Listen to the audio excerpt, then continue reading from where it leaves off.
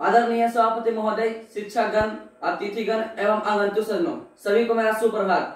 जैसा कि आप लोगों को मालूम है कि आज पूरा भारतवर्ष 75वां स्वतंत्रता दिवस मना रहा है।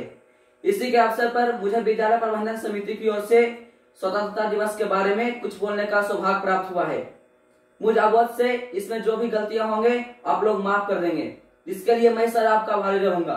दोस्तों, आप तो जानते ही हैं कि हमारी भारत माता को लोहे की मोटी मोटी जंजीरें, हाथों में हथकड़ियां और पैरों में बढ़िया बनकर विदेशी बासी दरिंदे घेर रखे थे।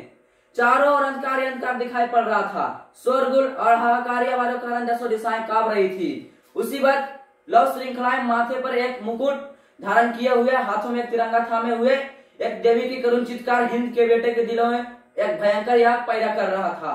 मानो वो पुकार पुकार कर कह रही थी, क्या तुम्हारे रगों का खून पानी बनकर बह गया है?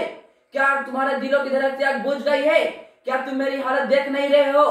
क्या तुम्हें अपने माताओं का इज्जत का जरा भी ख्याल नहीं है? तभी किसी के मुंह से निकल पड़ता है, जंजीरों में जकड़ी माता कहते तुझे पुकार के, जंजीरों में जकड़ी माता कहते तुझे पुकार के, आंखों में भरे आंसू कर्ज मांगते हैं प्यार के।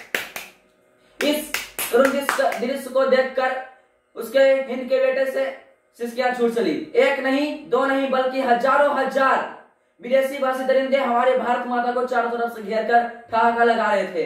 इस करुण दृश्य को देखकर अन्यायास ही उसके मुंह से निकल पड़ा, ए माँ मैं आ रहा हूँ, दुश्मन जो टकराएगा उसका कर दूंगा काम तमाम। हार्दिक दिल से कहता हूँ इंडिया तुझे सलाम।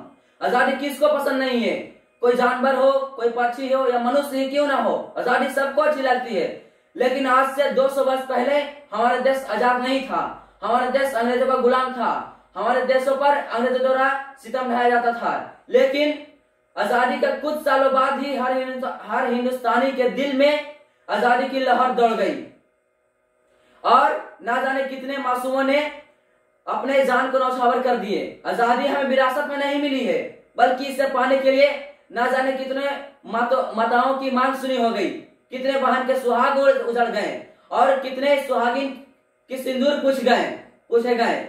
ये दिन देश के उन वीरों गौरव की गाथा और बलिदानों की प्रतीक है, जिन्होंने हमारे देश को आजाद कराने के लिए अपना सब कुछ न्यौछावर कर दिया और हमारे देश को अंग्रेज के दामन से 15 अगस्त 1947 को लगभग 200 वर्ष बाद हमारे देश को आजाद कराया।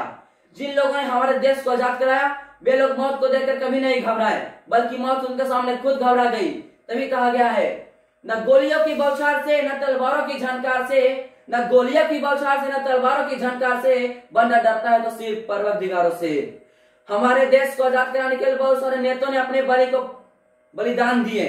बहुत सारे नेता जिसमें शामिल थे खुदीराम बोस, सुभाष चंद्र बोस, महात्मा गांधी, ना जाने कितने महापुरुषों ने अपने प्राणों की बलिदान दिए, तब जाके हमारा देश आजाद हुआ। तभी कहा गया है, सदियों से कर दी जिसने पाल में दूर गुलामी, सदियों से कर दी जिसने पाल में दूर गुलामी, नेताओं के उन नेताओं को 100 बार सलामी। हमारे देश पर अंग्रेजों द्वारा सतन ढाया जाता था, लेकिन यह सिलसिला ज्यादा दिन तक नहीं चला। यानी कहने का अर्थ हुआ, जब भी भारत की पावन धरतियों पर पापियों का अत्याचार बढ़ा, तब यहाँ कोई ना कोई भगवान का अवतार हुआ। जब रावण का अत्याचार बढ़ा तो श्री राम का अवतार हुआ। जब कंस का अत्याचार बढ़ा तो श्री कृष्ण का अवतार हुआ। उसी प्रकार जब अंग्रेजों का अत्याचार बढ़ा तो ना जाने कितने महावीर सपूतों का अवतार हुआ। 15 अगस्त 1947 को हमारा देश आजाद हो तो गया, लेकिन हम लोग आज भी आजादी महसूस नहीं कर पा रहे हैं, क्योंकि जहां एक तरफ अपने देश को सुरक्षा के लिए फौजी लोग अपने प्राणों की बलि चढ़ाते हैं, तो वही कुछ लोग हमारे देश में ही भ्रष्ट, बेईमान, अत्याचार कीड़ों की कमी नहीं है, जो देश को अंदर से खोखला कर रहे हैं। मैं इन्हीं चंद वाणी में अपने भाषण को विराम देते हुए कहता हूँ, जय हिंद, जय भारत।